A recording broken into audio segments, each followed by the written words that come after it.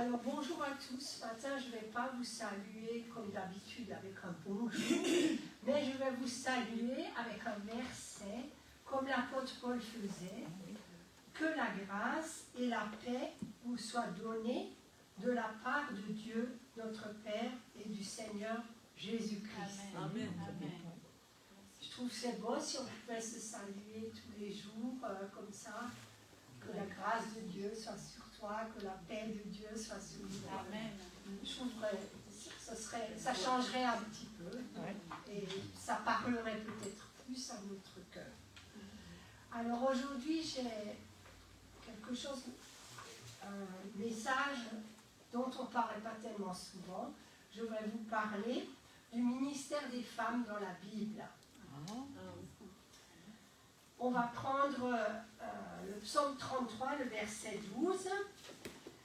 Heureuse la nation dont l'Éternel est le Dieu, heureux le peuple qu'il choisit pour son héritage. Et je méditais comme ça un peu sur le peuple de Dieu. Je me disais, le peuple de Dieu, c'est bien des hommes et des femmes ensemble. Donc, il y a aussi Dieu, il est dit plusieurs fois dans la parole de Dieu que Dieu s'est choisi un peuple. Et voilà ce qui a vraiment... le Saint-Esprit, il a vraiment insisté sur ce mot peuple, et du coup, je me suis dit, ben oui, il faudrait peut-être qu'on parle aussi un peu des femmes. Je ne veux pas élever les femmes, mais je crois que les femmes, ces derniers temps, sont appelées à faire l'œuvre de Dieu. Amen. Bien sûr, avec les hommes, dans l'unité. Donc, définition d'un peuple. C'est un ensemble d'êtres humains. Donc, c'est des hommes et des femmes vivant en société, formant une communauté culturelle et ayant en partie une origine commune.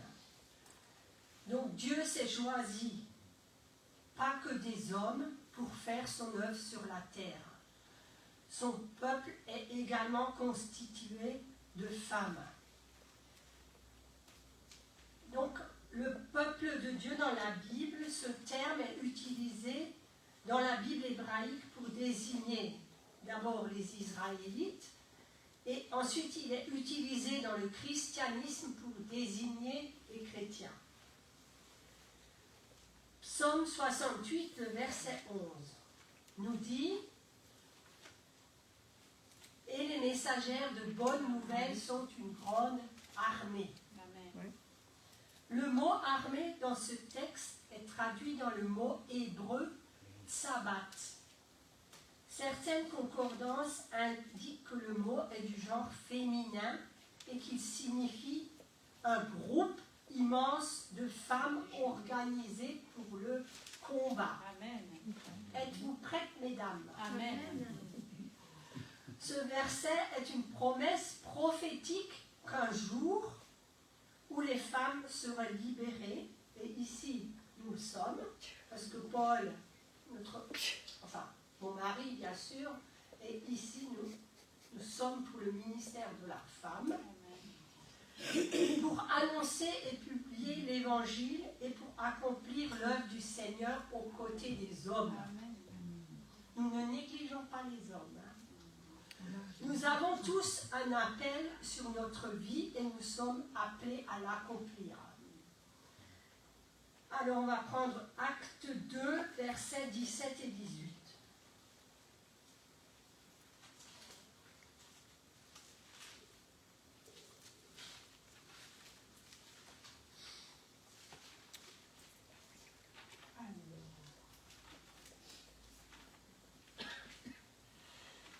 Dans les derniers jours, dit Dieu, je répandrai de mon esprit sur toute chair. Vos fils et vos filles prophétiseront. Vos jeunes gens auront des visions et vos vieillards auront des songes. Oui, sur mes serviteurs et sur mes servantes, dans ces jours-là, je répandrai de mon esprit et ils prophétiseront. Les derniers jours, nous sommes bien dans les derniers jours en ce moment, et donc crois vraiment que cette promesse que Dieu a faite aussi sur nos enfants, que nos fils et nos filles prophétiseront, va s'accomplir dans les prochains temps. Amen. Alors, 3 choses sont requises pour accomplir quelque chose dans ce monde. Ce sont le temps, ce sont les personnes et aussi l'argent. Le diable s'est servi d'une stratégie très réussie pour empêcher l'Église d'évangéliser le monde, en bloquant les femmes. Donc il a bloqué la moitié de la population, parce que mesdames, nous sommes plus nombreux que ces messieurs. Et souvent, il a empêché donc, à l'évangile de progresser. Vous savez, quand j'étais jeune convertie, j'entendais toujours dire ce témoignage que Yonggi Cho, qui était un des pasteurs les plus... Enfin, qui avait à un moment la plus grande église du monde, qu'il utilisait beaucoup les femmes, et s'il n'avait pas utilisé les femmes, ça ne se serait pas multiplié comme ça s'est multiplié.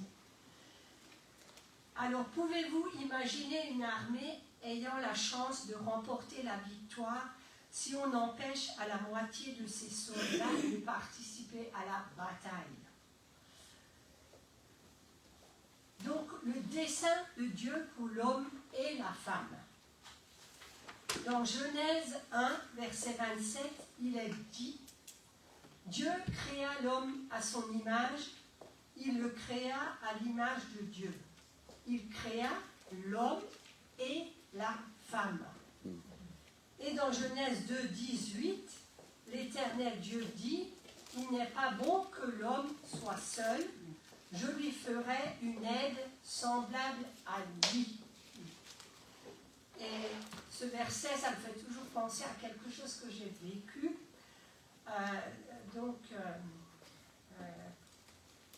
Avant que Paul se déclare, on va dire, donc si vous connaissez notre histoire, vous savez que Paul m'a vu en vision,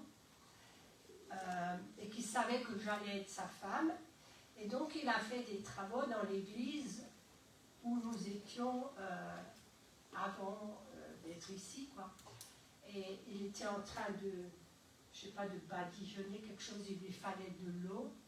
Il m'a dit: tu peux pas me chercher un peu d'eau, parce que tu sais, Dieu a créé la femme comme elle. Et ça me rappelle toujours ça, c'était comme un avant-goût, vous savez, il me faisait comprendre que... Mais moi, je n'ai pas tilté, j'ai tilté plus tard.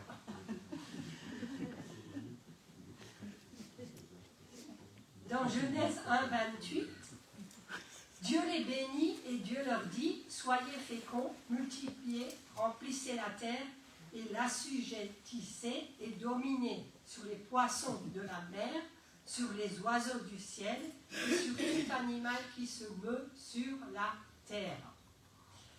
Et quand on lit ces passages, on peut voir que le plan de Dieu à l'origine était que l'homme et la femme règnent et gouvernent ensemble sur la nouvelle création.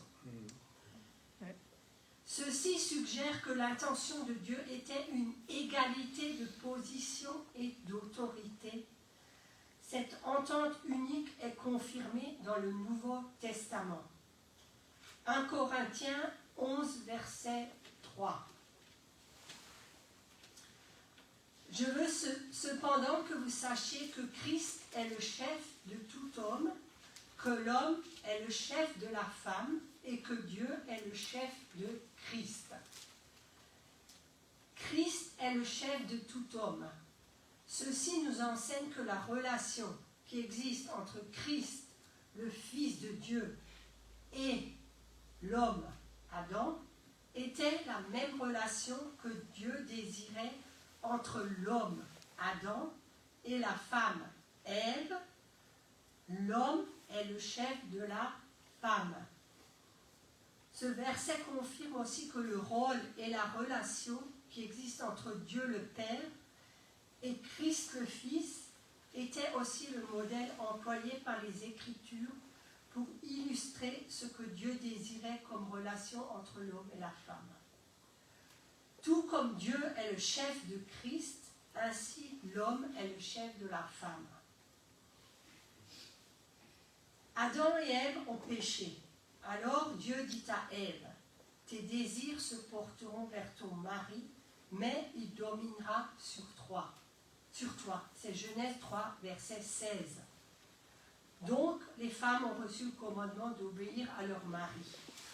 Ceci n'a pas changé depuis, même à l'époque du Nouveau Testament, quand Paul dit aux femmes chrétiennes, « Femmes, soyez soumises à vos maris comme au Seigneur. » Donc ici, on parle bien sûr de femmes chrétiennes. Éphésiens 5, 22 nous dit, non, ça c'était la référence qui va avec « Femmes, soyez soumises à vos maris comme au Seigneur ». La soumission dans le mariage est un esprit de respect qu'une femme a envers son mari. C'est une attitude qui vise à aider l'épouse et son mari à vivre ensemble une vie plus heureuse et plus paisible. Mais malgré que la femme devait obéir à son mari, elle n'était pas inférieure à lui. Devant Dieu, elle n'est pas inférieure à l'homme. Et c'est vrai que dans ce monde, enfin vous savez, je n'ai pas besoin de vous expliquer longtemps, cela signifie simplement qu'elle devait se soumettre à sa direction. Bien sûr, si la direction de l'homme allait dans la direction de Dieu, il ne devrait pas y avoir de problème. C'est pas difficile d'être soumise à son mari si celui-ci aime sa femme comme Christ a aimé l'Église. Exact. Ouais. Alléluia. Je suis d'accord. Oui. Oui, oui. Pour les maris, cela signifie aimer leur femme comme le Christ a aimé l'Église. Il a donné sa vie pour elle afin de la rendre sainte et pure, lavée par la purification de la parole de Dieu. Et ceci est encore vrai pour aujourd'hui. Que le Saint-Esprit, l'Esprit de vérité, puisse nous donner vraiment la pleine lumière sur ce sujet. Qu'on puisse vraiment comprendre ce que ça signifie. Donc l'apôtre Paul fit appel à la soumission du mari et de la femme. Ça c'est Éphésiens 5, verset 21. Vous soumettant les uns aux autres dans la crainte de Christ. Si la femme a le respect et la crainte du Seigneur, si le mari a la crainte du Seigneur, je pense que ça doit être un couple qui est harmonieux et qui reflète aussi le Seigneur. Dans une autre lettre, l'apôtre Paul déclare qu'il n'y a aucune différence de position en Christ entre homme et une femme. Là, on va prendre Galates 3, 28.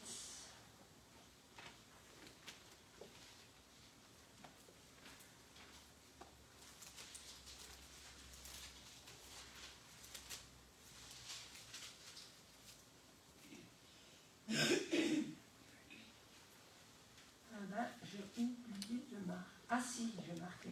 Il n'y a plus ni juif ni grec, il n'y a plus esclave ni libre, il n'y a plus ni homme ni femme, car tous vous êtes un en Jésus-Christ.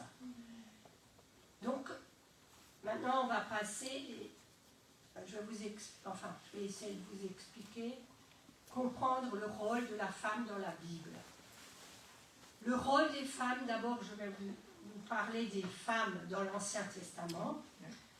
Donc les femmes dans l'Ancien Testament, anciennement en Israël, les femmes étaient considérées comme des membres de la famille de la foi.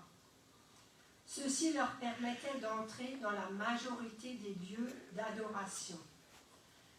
La loi exigeait que chaque homme devait se présenter devant l'Éternel 3 fois par an. Les femmes, des fois, les accompagnaient, mais elles n'étaient pas obligées. Il est possible que ce fût à cause de leur importante responsabilité d'épouse et de mère. Parce que dans le temps, je pense que les femmes avaient beaucoup d'enfants. Dans Deutéronome 29, le verset 10 et 11, vous vous présentez aujourd'hui devant l'Éternel votre Dieu, vous tous, vos chefs de tribu, vos anciens, vos officiers, tous les hommes d'Israël, vos enfants, vos femmes, et l'étranger qui est au milieu de ton camp, depuis celui qui coupe ton bois jusqu'à celui qui puise ton eau. Alors, je vous montre, je vous lirai plusieurs passages qui montrent que les femmes étaient aussi avec les hommes, inclus devant Dieu, qui devaient aussi avoir cette même foi que les hommes. Alors, Néhémie 8, verset 2, et le sacrificateur Esdras apporta la loi devant l'assemblée, composée d'hommes et de femmes, et de tous ceux qui étaient capables de l'entendre. C'était le premier jour du 7e mois. Ensuite, il y a Joël, le chapitre 2, verset 16. Assemblez le peuple, formez une sainte réunion. Assemblez les vieillards, assemblez les enfants, même les nourrissons à la mamelle, que l'époux sort de sa demeure et l'épouse de sa chambre.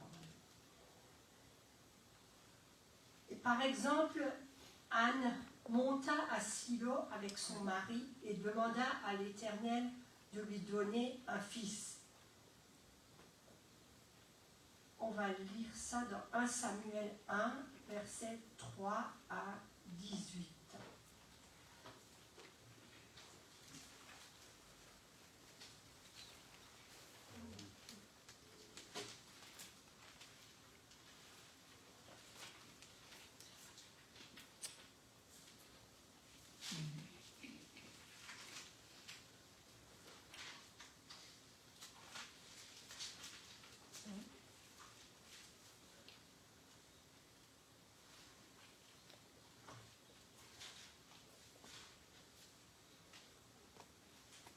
Il y avait un homme de Ramattam Tosim de la montagne d'Éphraïm nommé Elkana, fils de Jéroam, fils d'Éliu, fils de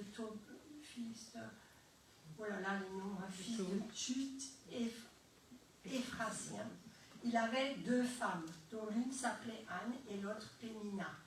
Pénina avait des enfants, mais Anne n'en avait point. Chaque année, cet homme montait de sa ville à Silo pour se prosterner devant l'Éternel des armées et pour lui offrir des sacrifices. Là se trouvaient les 2 fils d'Élie, Ophni et Phiné, sacrificateurs de l'Éternel. Le jour où Elkana offrait son sacrifice, il donnait des portions à Pénina, sa femme, et à tous les fils et toutes les filles qu'il avait d'elle. Mais il donnait à Anne une portion double, car il aimait Anne que l'Éternel avait rendue stérile. Sa rivale lui prodiguait des mortifications pour la portée et s'irriter de ce que l'Éternel l'avait rendue stérile. Et toutes les années, il en était ainsi. Chaque fois qu'Anne montait à la maison de l'Éternel, Pénina la mortifiait de la même manière. Alors elle pleurait et ne mangeait point. Elkana, son mari, lui disait « Anne, pourquoi pleures-tu et ne manges-tu pas? Pourquoi ton cœur est-il attristé? Est-ce que je ne vaux pas pour toi mieux que 10 fils ?» Anne se leva après que l'on eut mangé et bu à Silo. Le sacrificateur Élie était assis sur un siège près de l'un des poteaux du temple de l'Éternel. Et l'amertume dans l'âme, elle pria l'Éternel et versa des pleurs. Elle fit un vœu en disant « Éternel des armées, si tu daignes regarder l'affliction de ta servante, si tu te souviens de moi et n'oublie point ta servante, et si tu donnes à ta servante un enfant mâle, je le consacrerai à l'Éternel pour tous les jours de sa vie, et le rasoir ne passera point sur sa tête. » Comme elle restait longtemps en prière devant l'Éternel, Élie observa sa bouche. Anne parlait dans son cœur et ne faisait que remuer les lèvres, mais on n'entendait point sa voix. Élie pensa qu'elle était ivre et lui dit « Jusqu'à quand seras-tu dans l'ivresse? Fais passer ton vin. Anne répondit, non, mon Seigneur, je suis une femme qui souffre en son cœur, et je n'ai bu ni vin ni boisson enivrante, mais je répandais mon âme devant l'Éternel. Ne prends pas ta servante pour une femme pervertie, car c'est l'excès de ma douleur et de mon chagrin qui m'a fait parler jusqu'à présent. Élie reprit la parole et dit, va en paix et que le Dieu d'Israël exauce la prière que tu lui as adressée. Elle dit que ta servante trouve grâce à tes yeux, et cette femme s'en alla. Elle mangea et son visage ne fut plus le même. Si je vous lis cette histoire, c'est que Anne, elle a vraiment, ce qu'elle a promis au Seigneur, elle l'a fait. Elle a donné après son fils, elle l'a emmené au temple. Et plus tard, elle dit à son mari, c'est au verset 22, mais Anne ne monta point. Et elle dit à son mari, lorsque l'enfant sera sevré, je le mènerai afin qu'il soit présenté devant l'Éternel et qu'il reste là pour toujours. Donc, comme chef de famille, le père ou le mari devait présenter des sacrifices et des offrandes au nom de toute la famille. Mais la femme pouvait aussi être présente. Et on voit dans l'Ancien Testament que les femmes participaient à la fête des tabernacles et aussi à plusieurs fêtes. Je n'ai pas tout pris parce que je ne peux pas tout développer.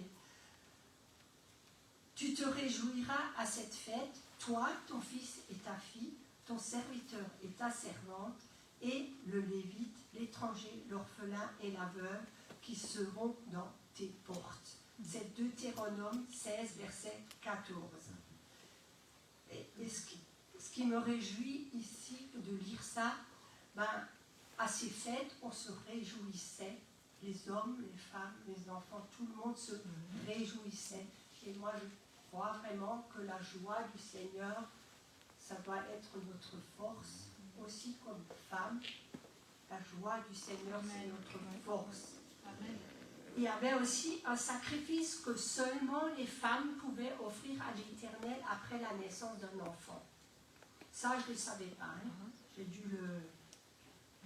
Alors, c'est dans Lévitique 12, le verset 6.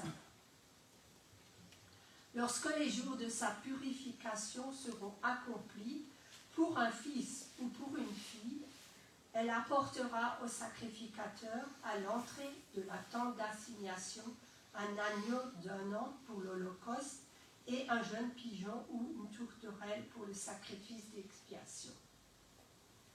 Quelques femmes aussi dans l'Ancien Testament étaient renommées à cause de leur foi. Cette liste, on la trouve dans Hébreux 11. On nous parle de Sarah et de Rabba. Je ne peux pas développer tous, parce qu'après, je vais encore faire les femmes de nouveau. Donc, Anne était vraiment une illustration parfaite de la mère israélite. Elle priait Dieu, elle croyait que Dieu entendait ses prières, mais elle aussi, elle a accompli les promesses qu'elle a faites à Dieu. Donc, je veux vous encourager, comme Anne. Vous savez, je me suis levée quand j'ai préparé ce message un matin avec ce verset qui dit que Dieu est le rémunérateur de notre foi. Et Dieu est aussi le rémunérateur déjà de ceux qui le cherchent. Il y a marqué de ceux qui le cherchent. Donc les femmes peuvent aussi chercher Dieu. Je vous encourage à chercher Dieu. Et Dieu va vous rémunérer. C'est Hébreux 11, verset 6. Or, sans la foi, il est impossible de lui être agréable, car il faut que celui qui s'approche de Dieu croit que Dieu existe et qu'il est le rémunérateur de ceux qui le cherchent. Et maintenant, je vais vous emmener plus loin, et j'ai aussi découvert quelque chose de spécial. Myriam ou Marie, dans l'Ancien Testament. Myriam, la sœur aînée de Moïse, était une femme remarquable. Elle sauva la vie de Moïse. Pharaon avait ordonné la mort de tous les enfants de sexe masculin en Israël. La vie du bébé Moïse était en danger. Alors sa mère passa à l'action. Exode 2, verset 3. Bon, je pense que la plupart vous connaissez cette histoire. Ne pouvant plus cacher l'enfant, elle prit une caisse de jonc, elle a mis du bitume et de la poix. Elle a mis l'enfant dedans et elle l'a déposé parmi les roseaux sur le bord du fleuve. Et c'était un moment périlleux pour Moïse.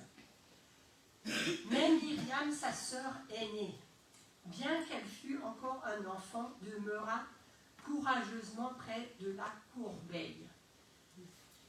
C'est Exode 2, verset 4. La sœur de l'enfant se tient à quelque distance pour savoir ce qui lui arriverait. Et je pense que c'était une jeune fille encore, la sœur de Moïse, que c'était une jeune, peut-être adolescente. Et quand Myriam aperçut la fille de Pharaon prendre la corbeille, elle présenta immédiatement un plan d'action. Exode 2, verset 7. Alors la sœur de l'enfant dit à la fille de Pharaon, « Veux-tu que j'aille te chercher une nourrice parmi les femmes des Hébreux pour allaiter l'enfant ?» Je pense qu'elle était déjà inspirée du Saint-Esprit, je ne sais pas si on peut dire ça. Myriam fit des arrangements afin que la mère de Moïse puisse le nourrir et l'allaiter. Et je ne sais pas jusqu'à quel âge on allaitait les enfants, jusqu'à certainement un âge plus connu maintenant. Et je peux aussi m'imaginer que sa mère, elle en a profité pour déjà l'enseigner dans les voies de Dieu. Et nous voyons aussi que l'action courageuse de Myriam sauva Moïse. Comment serait le monde aujourd'hui si Moïse n'avait pas été capable d'accomplir son ministère? Et nous voyons aussi dans la suite de l'histoire, plus tard dans l'histoire, qu'un grand culte d'adoration eut lieu à la suite de l'engloutissement de l'armée de Pharaon par les eaux de la mer Rouge. Et les Israélites étaient maintenant saufs dans le désert. Exode 15, 20 à 21.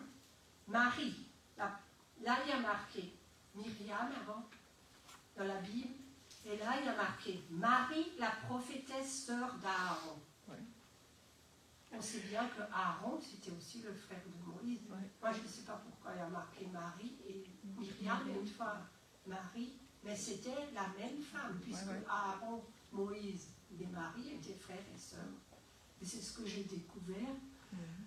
Prit en sa main un tambourin, et toutes les femmes vinrent après d'elle avec des tambourins et en dansant. Marie répondait aux enfants d'Israël, chantez à l'Éternel, car il a fait éclater sa gloire. Il a précipité dans la mer le cheval et son cavalier. Quand on lit ces lignes, on peut déduire que Marie était devenue conductrice de louanges. Et il y a aussi marqué dans Marie, elle était prophétesse. Elle était conductrice de louanges et prophétesse. Donc une autre femme dans l'Ancien Testament, c'est Déborah. Alors on peut lire Juges 4, le verset 4 et 5. Dans ces temps-là, Déborah, prophétesse, femme de Lapidote, était juge en Israël. Elle siégeait sous le palmier de Déborah, entre Rama et Béthel, dans la montagne d'Éphraïm, et les enfants d'Israël montaient vers elle pour être jugés. Donc on peut voir que Déborah, c'était une femme mariée, elle avait deux positions importantes. Premièrement, elle était prophétesse, et deuxièmement, elle était juge. Et sous la direction de Déborah, les enfants d'Israël furent délivrés d'une occupation étrangère qui avait duré plus de 20 ans. Grâce à son don prophétique, Déborah ordonna au général israélite Barak de sortir avec 10 000 hommes contre une armée cananéenne bien supérieure en hommes et remporta la victoire.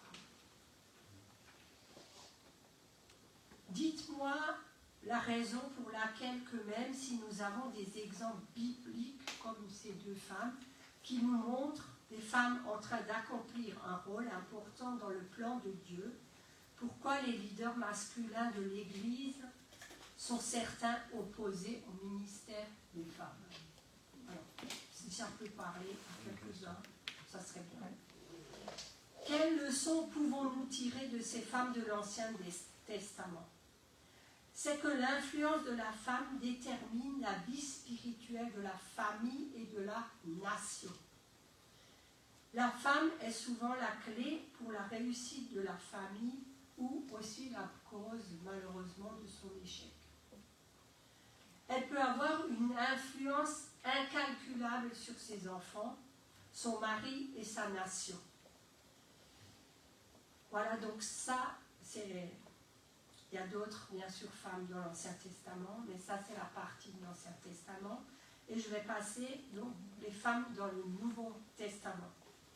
Donc, à l'époque du Nouveau Testament, les femmes juives avaient cessé d'être actives dans le temple ou dans les cultes d'adoration de la synagogue.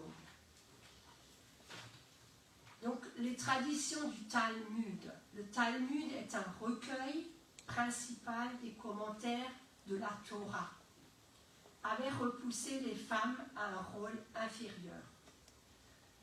Un tel rôle n'était pas selon la Bible. D'autres sources historiques nous disent que les femmes ne pouvaient pas lire ou parler dans la synagogue, mais elles pouvaient demeurer assises et écouter dans une section qui leur était réservée, spécialement pour elles. Luc 8, 1 à 3 indique que Jésus accueillait quelques femmes comme compagnes de voyage. On sait qu'il n'y avait pas que des hommes qui ont voyagé avec Jésus, mais il y avait aussi des femmes.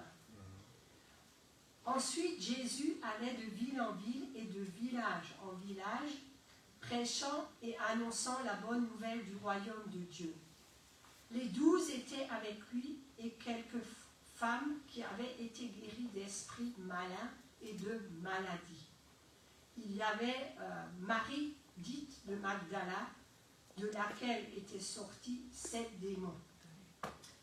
Jésus a aussi encouragé Marthe et Marie à s'asseoir à ses pieds comme disciples. Donc les femmes, nous aussi, on doit être des disciples de Jésus-Christ. Amen. Le Saint-Esprit aujourd'hui encourage les femmes à devenir des disciples parce que moi j'aime beaucoup ce verset. Il y a marqué dans la Bible, faites de toutes les nations des disciples. Donc nous, autant que femmes, on peut aussi participer à faire des disciples. Amen. Le respect de Jésus envers les femmes était une chose nouvelle et très différente du raisonnement des pharisiens et des sadducéens. Par l'œuvre rédemptrice de Christ, chaque croyant, quelle que soit sa race, son sexe et autres distinctions, possède un libre accès auprès de Dieu. Éphésiens 2, le verset 13 et 14. Mais maintenant, en Jésus-Christ, vous qui étiez jadis éloignés, vous avez été rapprochés par le sang de Christ, car il est notre paix, lui qui des deux n'en a fait qu'un et qui a renversé le mur de séparation. Vous avez été rapprochés par le sang de Christ. C'est pour les hommes et pour les femmes. Nous aussi, on a été rapprochés du sang de Christ. Ce matin, on a pris la Sainte Seine. Ben, merci Seigneur, parce que nous aussi, nous sommes aimés de toi, nous avons été rapprochés du trône de la grâce. Donc les femmes aussi dans la vie du Christ. Bien sûr, il y a eu Marie, sa mère, qui était une femme bonne et pieuse. Donc dans Galates 4, au verset 4, il est dit, mais lorsque les temps ont été accomplis, Dieu a envoyé son Fils, né d'une femme, sous la loi. il est vrai que la femme, Ève, a été la première à céder à la tentation du péché et a ensuite tenté son mari. Mais nous ne devons pas oublier que c'était une femme, bien sûr, le péché, enfin on dit ça, est rentré par la femme. Mais l'homme, est-ce qu'il a pris autorité? Il aurait aussi pu le retenir. Hein? Mais on ne doit pas oublier que c'était une femme, Marie, qui est devenue l'instrument obéissant à travers lequel Christ a été conçu du Saint-Esprit. Bien sûr, bon, nous ne devons pas l'adorer. C'était la mère de Jésus, c'était une femme bonne, pieuse, certainement très... Enfin, c'était aussi un disciple de Jésus en fait. Marie avait besoin d'un sauveur. Amen. Mais Marie n'est jamais montée au ciel, la Bible ne dit jamais que Marie, et vous savez toujours ce mot, immaculée conception. Ça m'a toujours un peu choqué comme ça dans l'église catholique. Qui immaculé? Quelqu'un d'immaculé, c'est quelqu'un sans tache, sans péché. Mais Marie n'est pas sans tache, sans péché, elle a aussi besoin d'un sauveur. Le seul qui a été conçu sans péché, c'est bien Jésus. Donc Anne, une prophétesse, ça c'est Luc 2, versets 36 et 37. Il y avait aussi une prophétesse, Anne, fille de Phanuel de la tribu d'Azer. Elle était fort avancée en âge et elle avait vécu 7 ans avec son mari depuis sa virginité. Restée veuve et âgée de 84 ans, elle ne quittait pas le temple et elle servait Dieu nuit et jour dans le jeûne et la prière. 84 ans. Nuit et jour dans le jeûne et la prière. Elle devait vraiment avoir un appel très spécial. Dieu se servit d'Anne pour confirmer que Jésus était le Messie qu'Israël attendait. Ensuite, il y avait la Samaritaine, où l'on peut lire dans Jean 4, 28 et 29 qu'elle est devenue évangéliste et a conduit plusieurs personnes d'une ville au pied de Jésus. Amen. Alors la femme, ayant laissé sa cruche, s'en alla dans la ville et dit aux gens, « Venez voir un homme qui m'a dit tout ce que j'ai fait. Ne serait-ce point le Christ ?» Au verset 39, « Or plusieurs des Samaritains de cette ville-là crurent en Jésus, bien sûr, à lui, à cause de la parole de la femme qui avait rendu témoignage. Il m'a dit tout ce que j'ai fait. » Et la Samaritaine a donc ramené beaucoup de personnes à Christ. Et des fois, j'essaie de m'imaginer, vous savez comment c'était. Finalement, c'est la multiplication. Elle a emmené des âmes, ces âmes ont emmené des âmes. Et on ne serait peut-être pas là. Après, il y a aussi des femmes. Il y a des femmes qui ont soutenu financièrement Jésus. On peut lire ça dans Luc 8, le verset 2 et 3. Je vous lis juste un... Il a dit, et quelques femmes qui l'assistaient de leurs biens. Et je pense que c'est des femmes, que c'était l'argent, leur argent personnel. Il y a aussi les femmes qui sont restées à la croix de Jésus. Près de la croix de Jésus se tenaient sa mère et la sœur de sa mère, Marie, femme de Clopas, et Marie de Magdala. Les dernières personnes qui se tenaient au pied de la croix, c'était bien des femmes. C'est Marc 15, verset 47. Où étaient les hommes? Dans Matthieu 26, au verset 56, il est dit qu'ils abandonnèrent Jésus et prirent la fuite. De braves femmes étaient prêtes à donner leur vie pour Jésus, mais les hommes étaient alors remplis de crainte et se sont enfuis pour essayer de sauver leur vie. Bon, c'est à notre honneur, mais...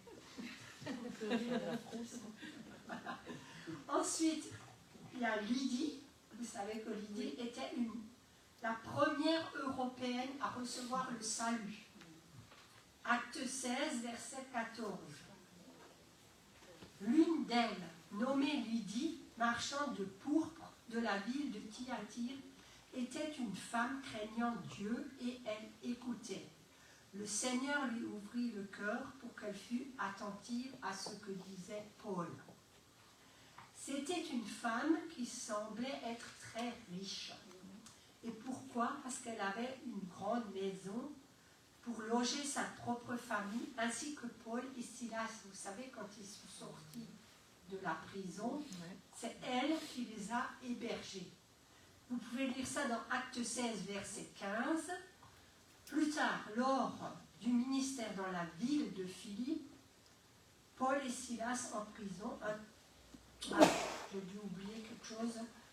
Paul et Silas, un tremblement de terre les libéra. Lydie a accueilli dans sa maison ces deux apôtres, battus et accablés, pour qu'ils puissent se reposer et récupérer leurs forces. Acte 16, verset 40. Donc cette femme vendait également de la pourpre. La pourpre, c'est une couleur rouge foncé. C'était la couleur des rois dans les pays occidentaux.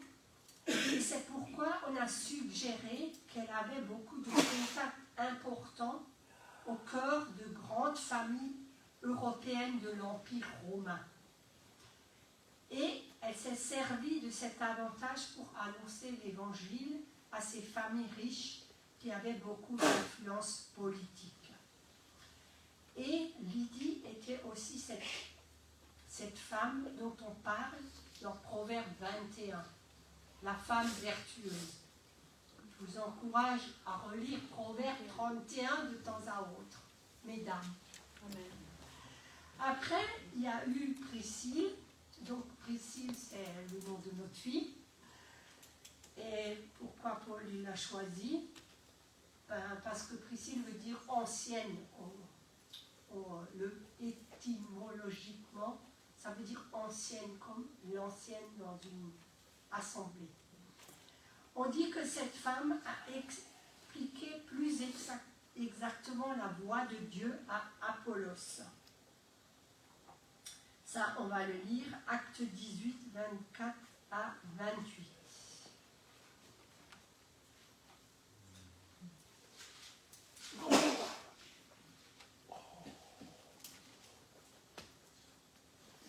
Un juif nommé Apollos, originaire d'Alexandrie, homme éloquent et versé dans les Écritures, vint à Éphèse.